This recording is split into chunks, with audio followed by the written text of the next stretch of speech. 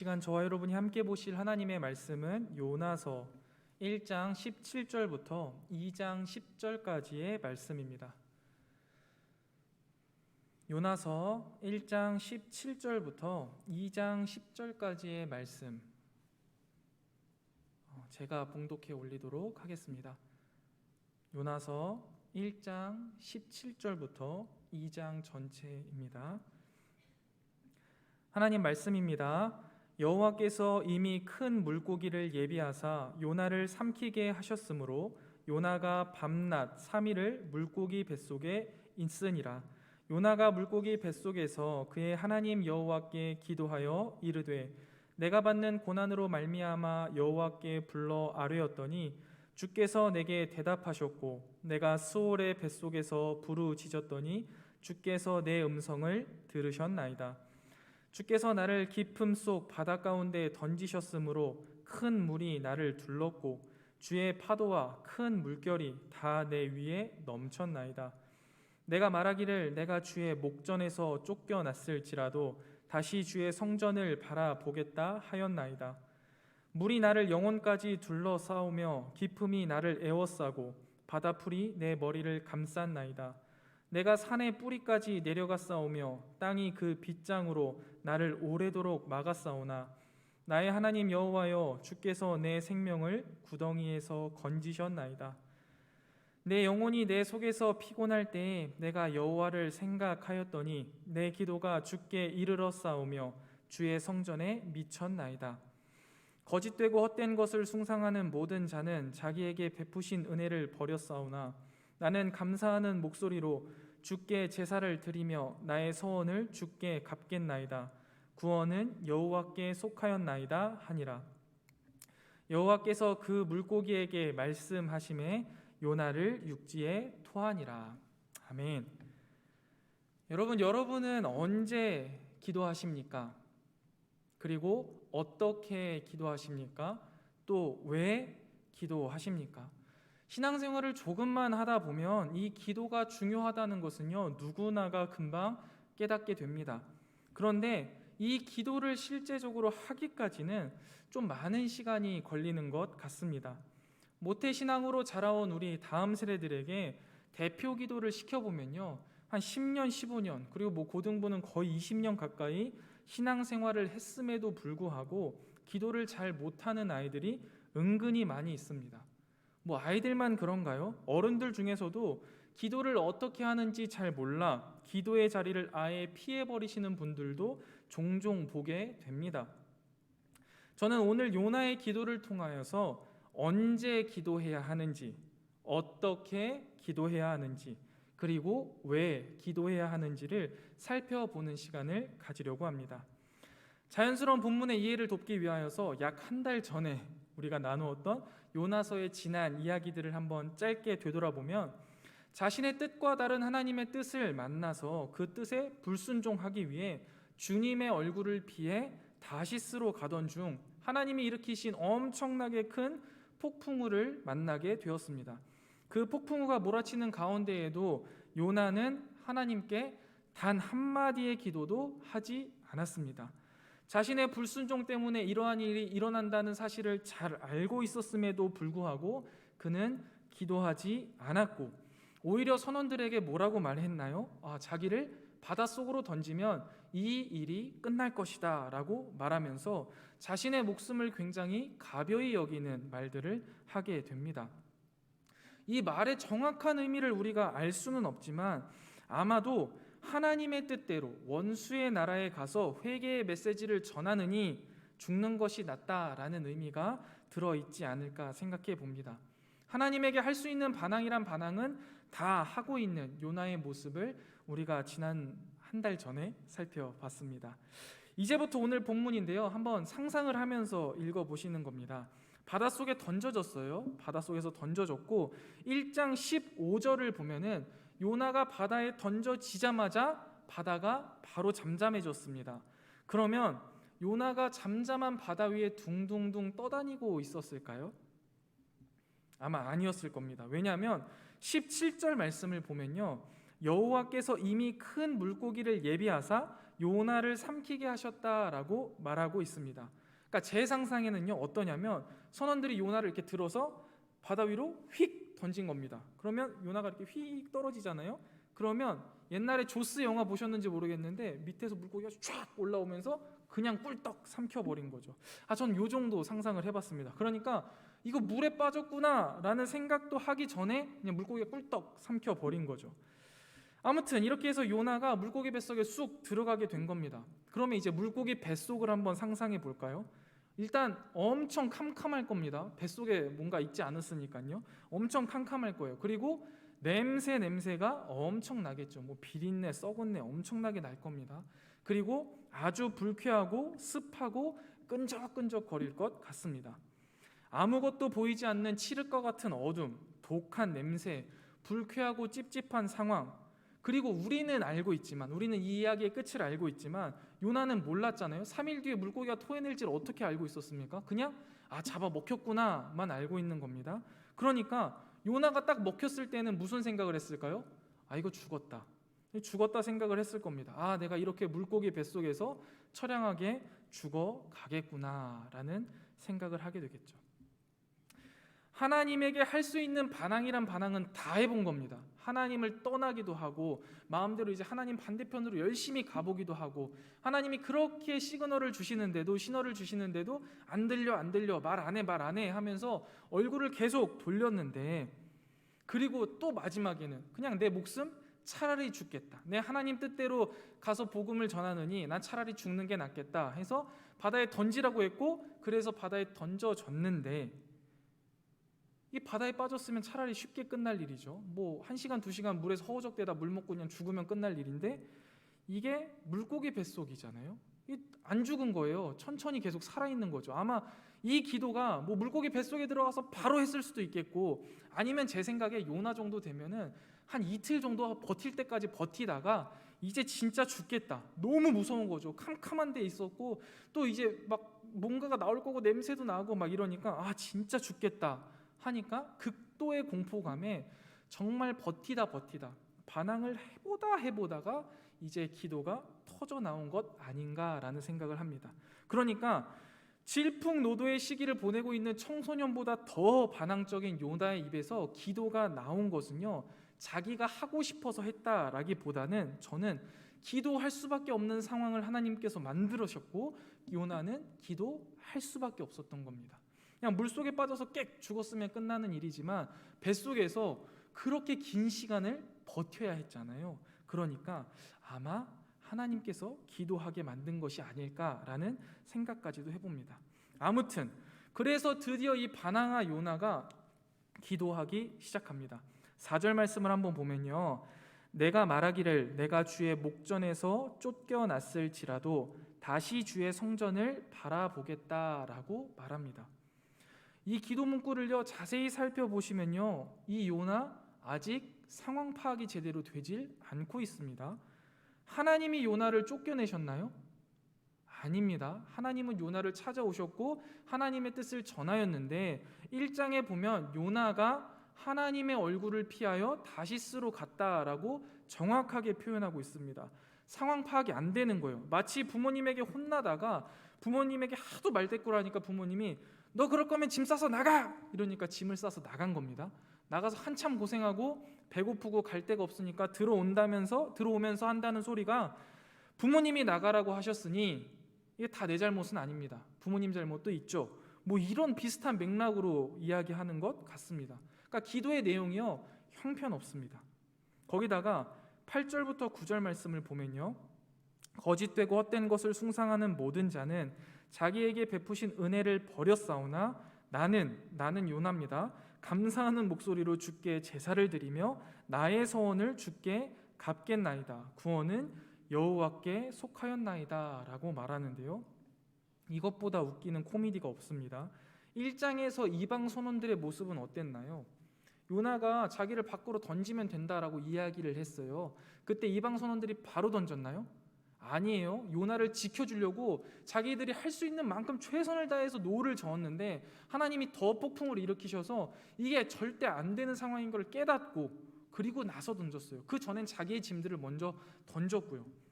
그리고요, 요나를 던지자마자 바다가 이제 잠잠해졌잖아요. 그리고 나서 16절을 보면 요나를 바다에 던지고 나서 바다가 잠잠해지자마자 이 이방 선원들이 하는 행동을 보세요. 제물을 드리고 서원을 합니다. 예배를 드린 거예요. 근데 이 요나는요, 뭣도 모릅니다. 뭣도 모르고 지는 끝까지 잘났어요. 이방인들은 비하하면서 자기는 살려만 주시면 내 제사 드리고 서원을 갚겠다라고 말을 합니다. 성경을 읽다 보면 다양한 캐릭터가 나오는데요, 성경에서 요나만큼 웃긴 캐릭터도 찾아보기가 참 힘듭니다. 그리고 이 기도를 계속 보고 있으면요, 아니 하나님은 왜 이런 기도 왜 들어주셨을까 하는 생각이 들게 하는 기도입니다.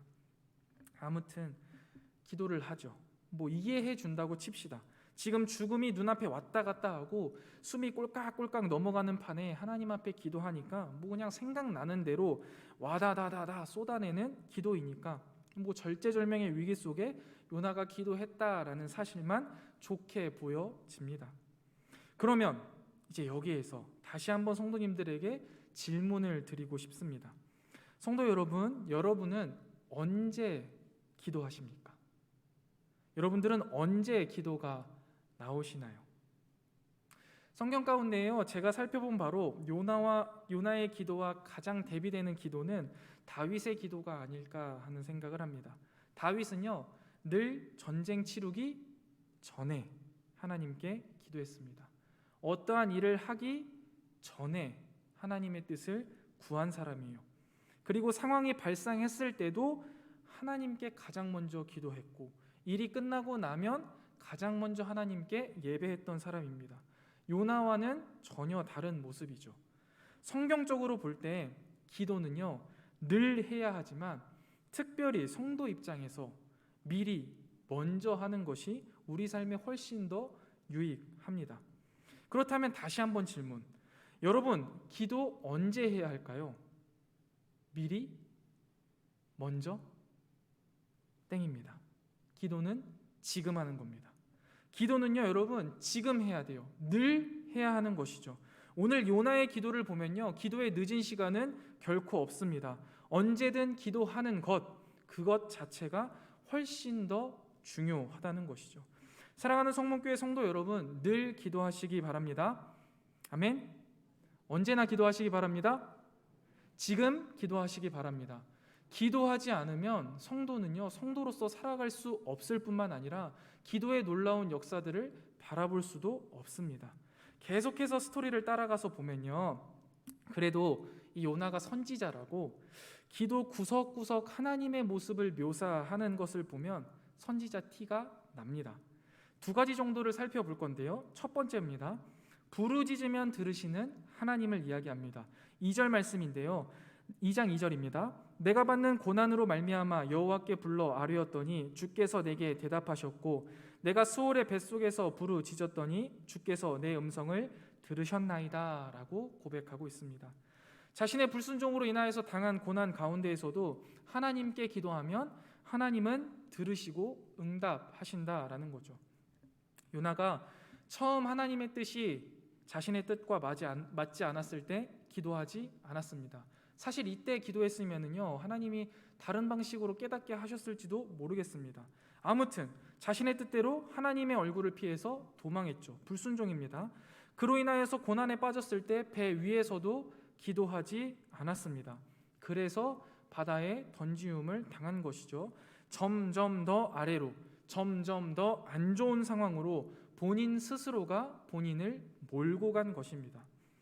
사실 요나서 초반부부터 요나는 끊임없이 하나님과의 대화를 거절하고 소통을 스스로가 단절합니다. 그리고 우리는 그런 모습들을 표면적으로 보여주는 것을 어디서 볼 수 있냐면 배 안에서 깊은 잠에 빠진 요나의 모습에서 볼 수 있었습니다. 우리의 영혼이 깊은 잠에 빠져버려서 하나님과의 대화가 단절될 때, 하나님과의 관계가 단절될 때 우리는 더욱더 깊은 수렁으로, 더 힘든 어려움으로 빠질 수밖에 없다라는 사실을 기억해야 합니다. 요나 자신은 잠이 들러서 몰랐지만 풍랑이 시작되었습니다. 잠이 든 영혼은 깨닫지 못할지라도 그 풍랑은 점점 더 거세어졌고 상황은 점점 더 악화되었습니다.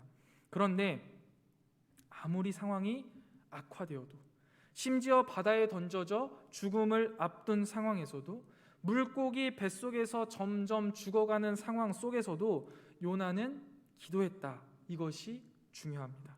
왜냐하면 하나님은 자신의 백성의 기도를 들으시는 주님이심을 이 요나는 알았기 때문에 기도한 겁니다. 코로나 상황을 비롯하여 여러 어려운 상황 가운데 깊은 바다에 빠진 것 같고 마치 캄캄하고 답답한 물고기 뱃속에 있는 것과 같은 고난의 시간을 보내고 계신 성도님들이 계십니까? 기도하셔야 합니다. 우리는 기도에 응답하시는 하나님께 기도한다면 하나님이 그 기도를 들으시고 응답하십니다. 기도는요, 회복의 출발점입니다. 기도하지 않으면 아무 일도 일어나지 않을 뿐만 아니라 기도하지 않으면 더욱 어려운 상황을 마주하게 될 것입니다. 그러나 기도한다면 그 시간부터 회복이 시작됩니다.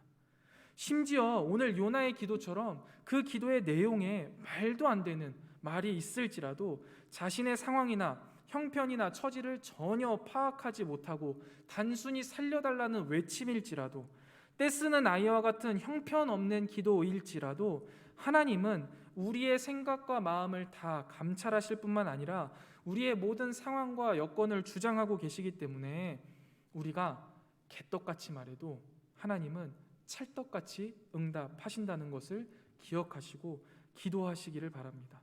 고난 중에 기도할 수 있는 것은요, 성도의 특권입니다. 그렇다면 이번에는요, 기도의 방법에 대해서 한번 살펴보려고 하는데요, 우리가 기도 어떻게 해야 하나 고민하기 시작하면 굉장히 어렵기 시작합니다. 처음 대표 기도를 준비할 때 막 한 달 내내 고민하고 또 고민하고 수정하고 또 수정해서 겨우겨우 기도를 하는 것, 또 세론들이랑 함께 식사를 하기 전에 대표 기도를 할라 치면 왜 그렇게 떨리는지, 무슨 말을 어떻게 해야 할까 고민이 참 많이 됩니다. 그리고 또 교육들을 받다 보면 기도에 꼭 들어가야 될 내용들이 있습니다. 기도에는 순서가 있습니다. 이렇게 배우게 되죠.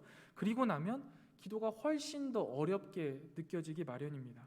그런데 사실 우리가 기도의 이 본질을 놓치지 않는다면 기도에 대해서 크게 어렵게 느끼실 필요가 전혀 없습니다.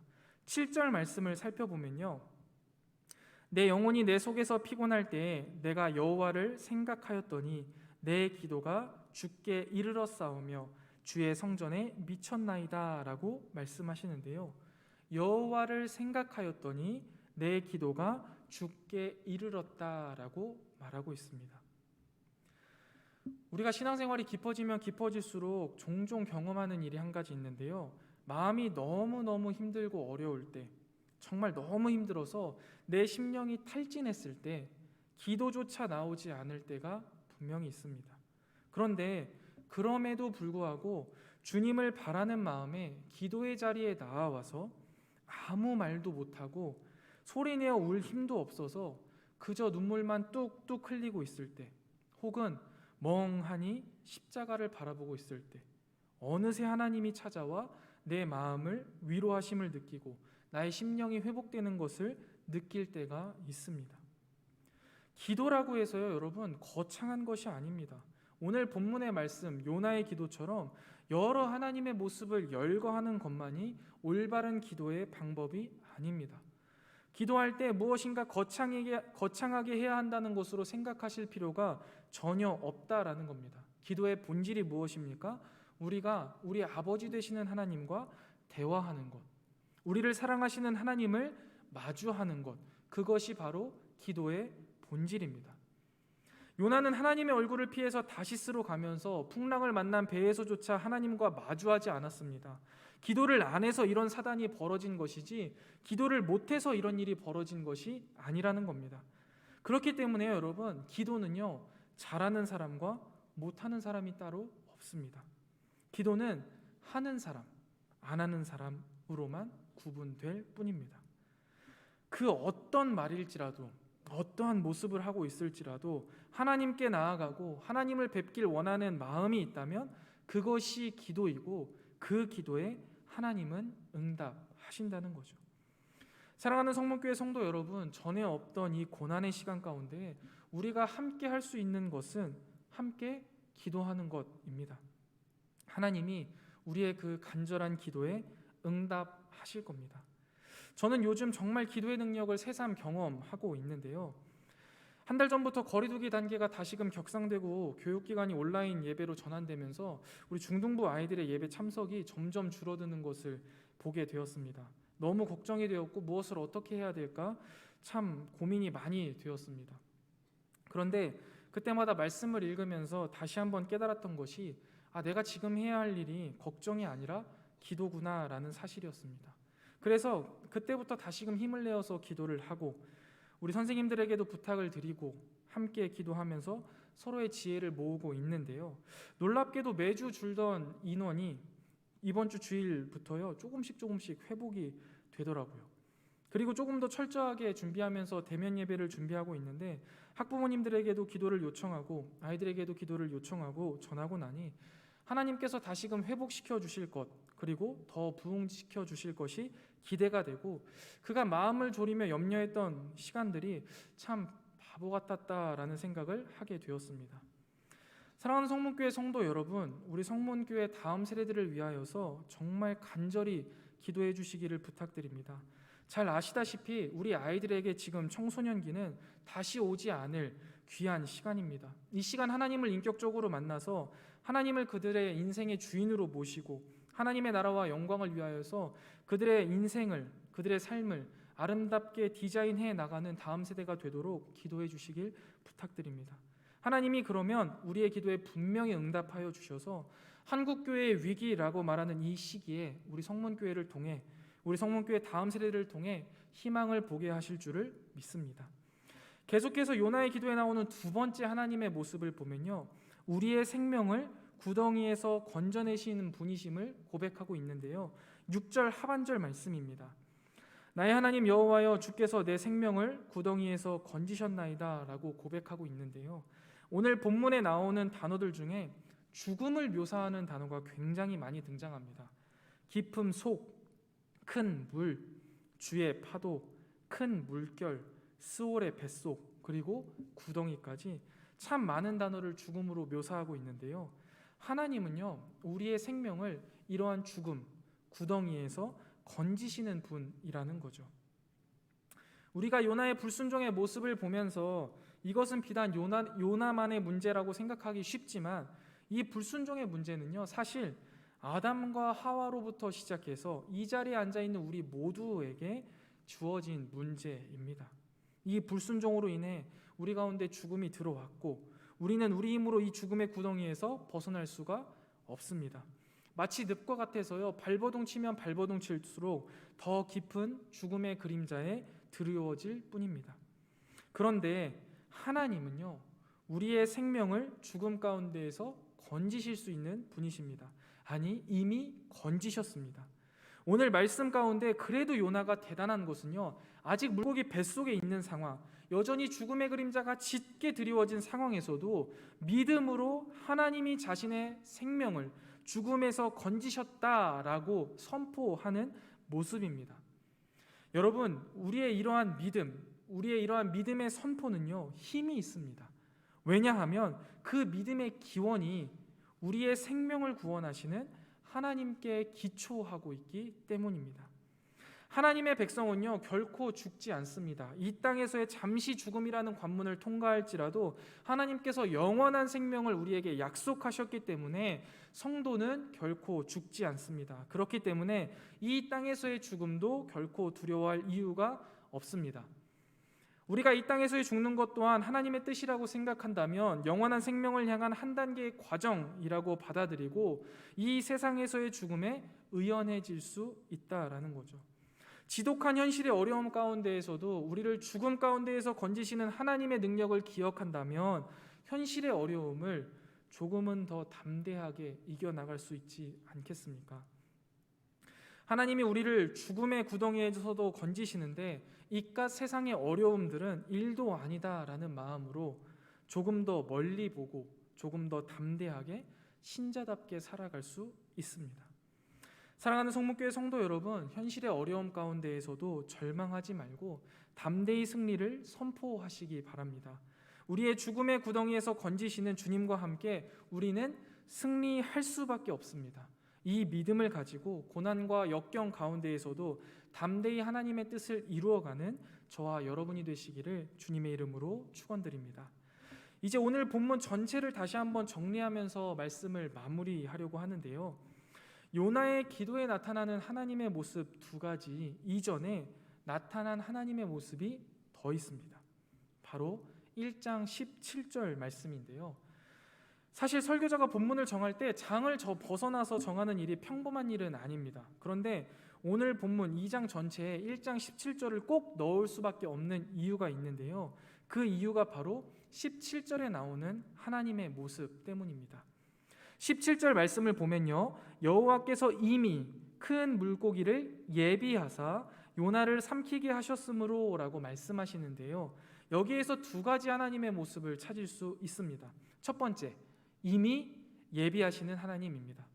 정말 지지리도 말을 안 듣고 반항만 하면서 내 뜻과 다른 하나님의 뜻을 따르느니 차라리 죽여달라라고 하면서 죽음의 길로 내달리는 그 요나를 다 아시고 그에게 반성의 시간, 회개의 시간을 통해서 회복의 시간을 허락하시고자 미리 큰 물고기를, 그리고 큰 물고기에서의 3일을 준비하신 하나님의 모습은 요나와 같은 우리에게 큰 은혜가 됩니다.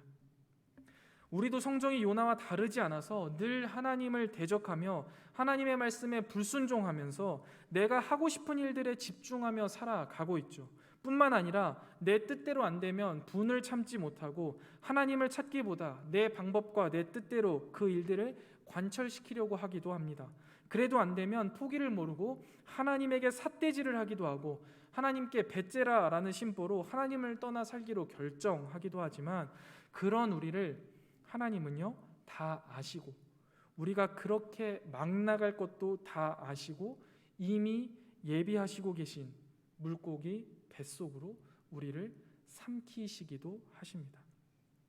그곳은 마치 죽음과 같은 곳이고 깊은 수렁이지만 우리 성도들에게 끝은 아니라는 거죠. 물고기 뱃속은요 우리를 반성하게 하는 곳이요 우리를 회개하는 곳이요 결론적으로 우리를 회복시키는 곳입니다.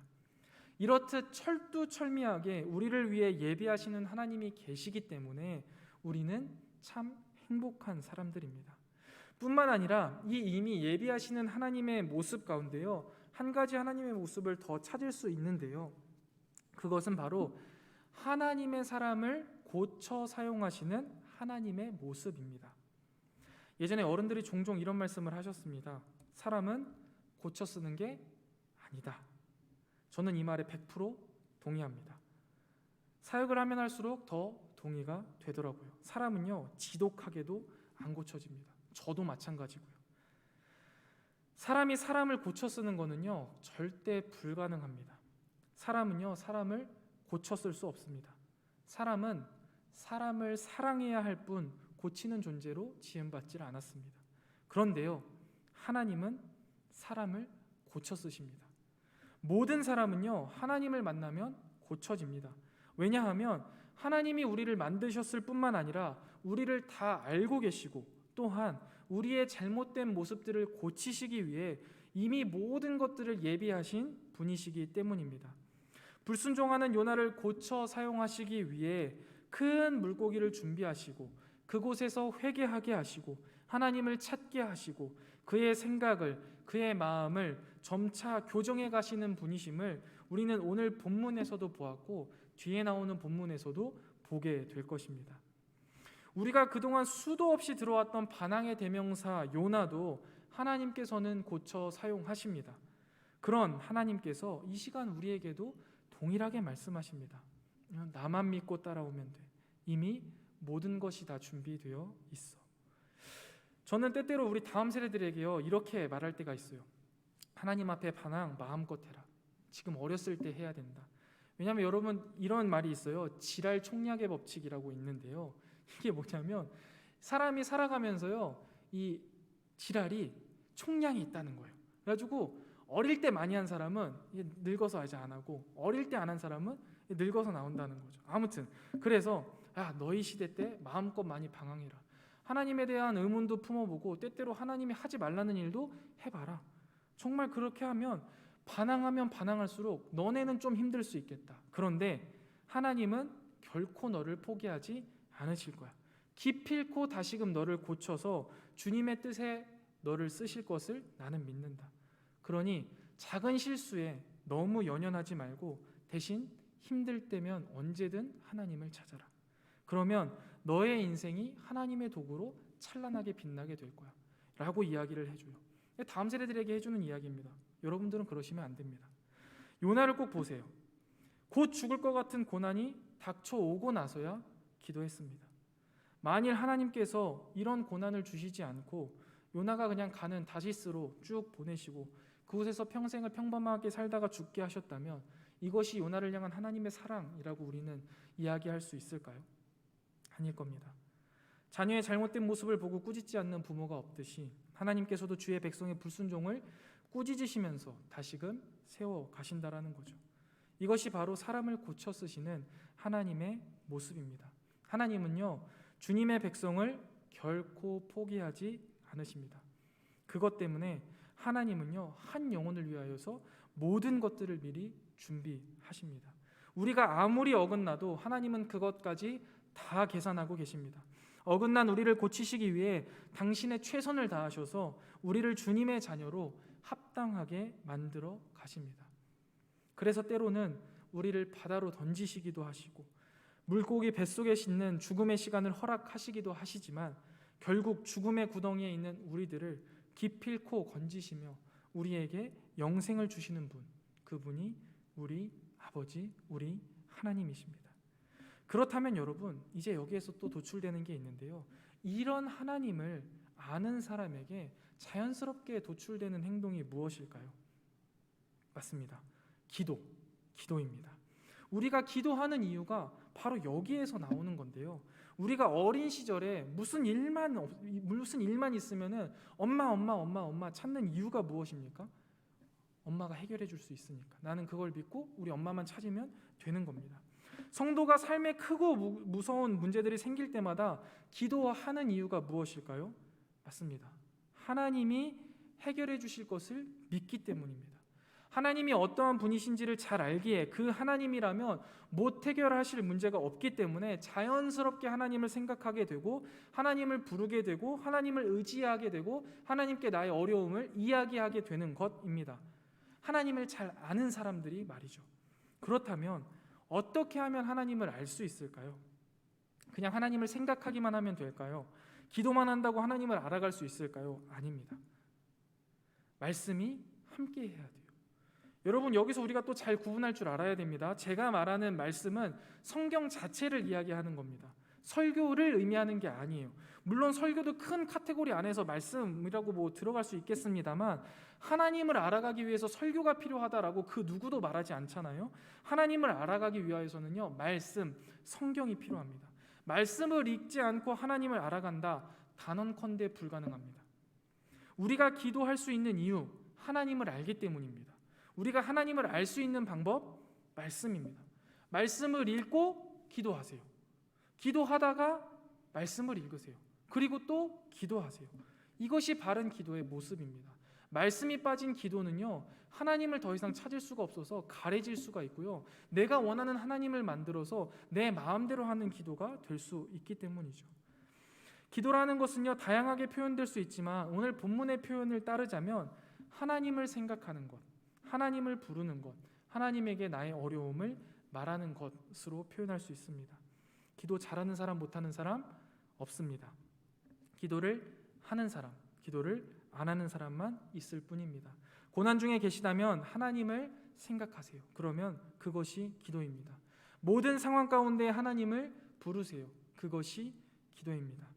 어렵고 힘든 고난 가운데 하나님에게 나의 어려움을 말하세요. 그것이 기도입니다. 그리고 이 기도를 하나님이 들으십니다. 단 한마디의 말도, 한순간의 아주 짧은 생각도 우리 하나님은 결코 놓치지 않으시고 그 모든 기도에 선히 응답하신다는 거죠. 아무리 하나님 앞에 반항하던 요나일지라도, 아무리 하나님의 마음을 아프게 한 나일지라도 하나님께 기도할 때 하나님은 응답하십니다. 요나는 고난으로 인해 어쩔 수 없이 기도를 시작했습니다. 그럼에도 기도는 언제나 가치가 있습니다. 기도의 늦은 때는 없다라는 거죠. 기도하는 그 순간이 가장 적합한 기도의 시간입니다. 기도는 언제 하는 것인가요? 지금 하는 것입니다. 환경이 열악해도, 아무리 절망의 순간이라도, 내가 하나님께 버림받았다라는 생각이 드는 순간에도 그럼에도 불구하고 기도해야 합니다. 그럴수록 기도해야 합니다. 절망을 하나님 앞에 고백해야만 합니다. 기도함으로 그 절망이 사라질 것이기 때문입니다. 그러니 일단 기도해야 합니다. 그리고 이 모든 기도의 이유는 하나님께 근거해야 한다는 겁니다.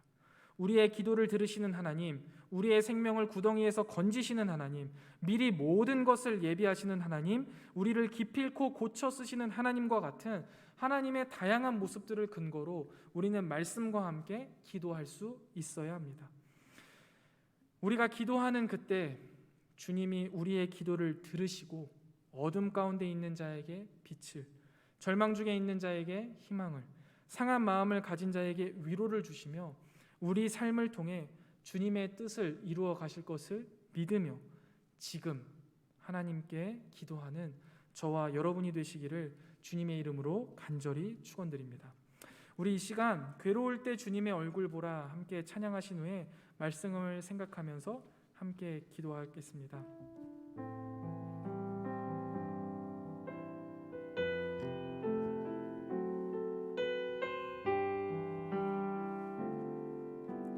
괴로울 때 주님의 얼굴 보라. 괴로울 때 주님의 얼굴 보라. 평화의 주님 바라보아라. 세상에서 시달린 친구들아, 주님 바라보아라. 눈을 들어 주를 보라. 내 모든 염려 주께 맡겨라. 슬플 때에 주님의 얼굴 보라. 사랑의 주님, 안식 주님. 다시 한번 고백합니다. 괴로울 때 주님의 얼굴 보라. 평화의 주님 바라보아라. 세상에서 시달린